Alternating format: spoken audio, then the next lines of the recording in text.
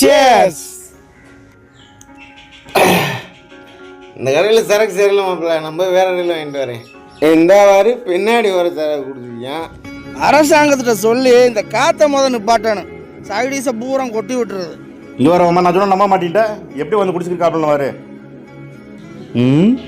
நான் வெளுத்ததெல்லாம் பாலுன்னு நினைச்சேன், இப்படி பண்ணி போட்டானாடா. நான் என்ன செய்யறேன்னு மட்டும் பாரு.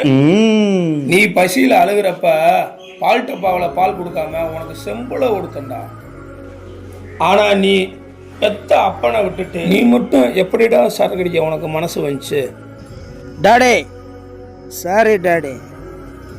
ஆமாம், நான் இங்கே சரக்கு அடிக்கிறேன்னு உனக்கு யார் சொன்னது?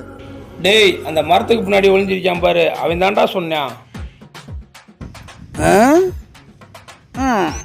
இந்த மாப்பிள்ளையா? என்ன குசு குசுன்னு பேசிக்கே இருக்காங்க. நம்ம கூட கிட்டவங்கள வீணா போகுமோ? அடிச்சு மல்லு கட்டுங்கடா. இந்த வரண்டி மாப்பிள்ளை நம்ம கிட்ட வரேன். டேய் நல்றா நல்றா.